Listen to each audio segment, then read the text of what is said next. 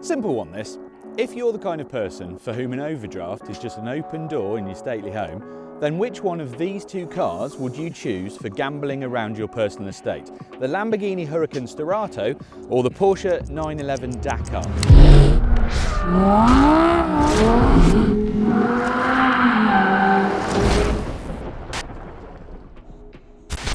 Now, in case you've been living under a rock, these are two super sports cars that have been given the kind of rally raid treatment. So they've got knobbly tyres, lifted suspension, big wheel arches, underbody protection. They're not full-on off-roaders, but they are more than capable of rattling down a rutted farm track without bursting their tyres immediately, which sounds like a very good idea to me. Jack has already tested both of these cars individually on the Top Gear YouTube channel. So this test is just about finding out which one is the most fun. I do get all the worst jobs. Both are cars. They both ride a bit better than their more committed equivalents, probably because they've got more wheel travel and softer damping. And they make the same noises as the ones without the hiking boot attitudes. And both are quick. Both a bit more comfy and real-world usable than the versions with rubber band tyres. Now here's a surprise, because I prefer both of these cars than their faster equivalents on the track. Now, I know they're slower, I know they haven't got as much cornering G, but what we're trying to figure out here is what's fun. And I think if I was going to do track work, I'd actually get a dedicated track car. I wouldn't bother with a road car driving it on a circuit. And when it comes to having a laugh, both of these cars are a lot more fun than their very committed equivalents. But the Porsche is actually the more mature car. It's got an 8-speed PDK, so it's slightly shorter geared, and the four-wheel drive system feels much more like a 911, so there's a little bit of understeer, but then if you keep in it, kind of transfers into oversteer. It feels a bit like a cross between a Cayenne and a sports car, so you've got a slightly higher eye line, but there's not the weight behind it that a Cayenne's got, so it's actually really a lot more pliable, a lot more sort of friendly than the Lamborghini. The Lamborghini is sort of wild and making massive amounts of noise and always very razor sharp. This is more biddable and a little bit calmer. I mean, neither of them will do a decent lap time. They just won't do it. But what they will do will provide maximum smiles per mile. It's just a bit more mature. There's a 3-litre twin-turbo flat six in the mid-rear, the same as the Carrera 4 GTS, and it chucks out 475 brake horsepower through an 8-speed PDK. And that gearing means that despite being heavier and making less power than the Lambo, it's exactly as quick to 62 miles an hour from rest. Both of these cars get there in 3.4 seconds, so neither is going to get dragged from the lights despite the extra height. But the Sterrato is really daft, and it makes this noise.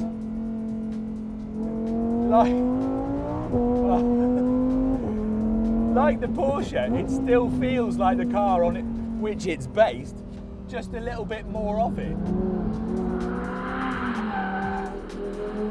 But there's more aggression innate in the Huracan than the 911, and it does show. There's roughly 600 brake horsepower from that mid-mounted 5.2 litre V10 that's purely naturally aspirated, hence the glorious noise.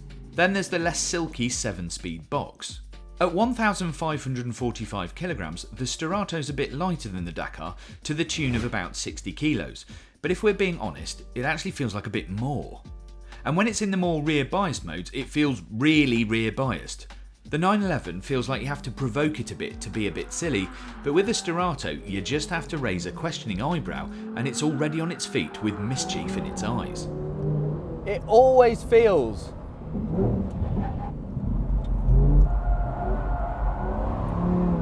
like a Lamborghini, and that for me is an absolute win. This is just the silliest car that I've driven in a long time.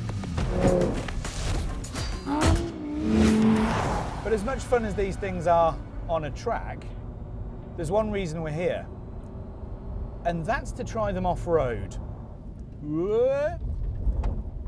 gravel. Now the Huracán Sterrato is exactly as you imagine a rally raid Huracan might be. It's noisy, it's leery, and it's very, very silly. Now there's a rally mode that you can choose with this little selector here, which pushes the majority of the torque to the back axle, so you can pretend to be a proper rally driver, except in my case without any of the skill. The only problem with the Huracan is that it's not a proper off-roader. It's low, it's wide, I can hear all the gravel and the rocks kicking up in the wheel arches. It's skimming the grass in the middle of this little country lane here. But I always feel like a bit of a hooligan when I hear that kind of noise underneath the car. I can't help but feel though that this isn't a car for serious faces, because it just makes you grin all of the time. The Porsche might be better, but this is definitely more fun, and for me, that's a winner.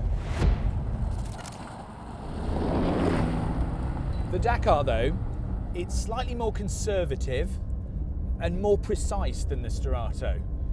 It's still got a rally mode which sends more of the power to the rear wheels, yeah, and it's still massive amounts of fun, but where the Sterrato is busy smashing through things and kind of singing the song of its V10 people, the Sterrato is busy making sure you actually get where you need to be.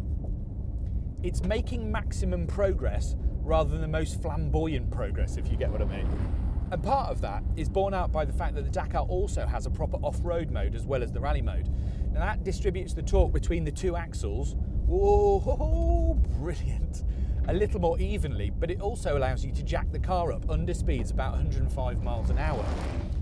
Now, that says to me that this car is more prepared to get you where you need to go than anything else. Whoa, it just handles all of these bumps so beautifully.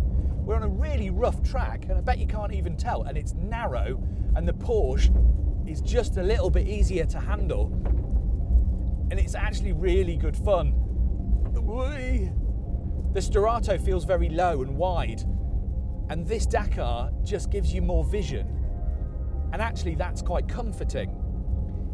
It's not, however, as exciting, which is basically what we're here for.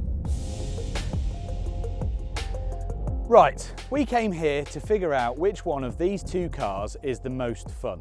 Not necessarily the best car, just the most fun. And it's not actually that hard to figure out. The Porsche 911 Dakar is immense.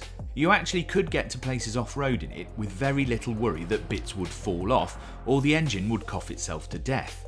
It feels utterly secure and has a broader usable remit than any other 911. Feels like a properly engineered iteration with all the bulletproofing that you come to expect from the German manufacturer. It is, in my opinion, possibly the best 911 Porsche makes, and I love it. It's still mad, but it's a metered, thoughtful, precise kind of madness. It's the one I'd want to drive every day or spend my own money on. The Sterrato feels more of a skunkworks project in comparison. It's a street fighter compared to a martial artist.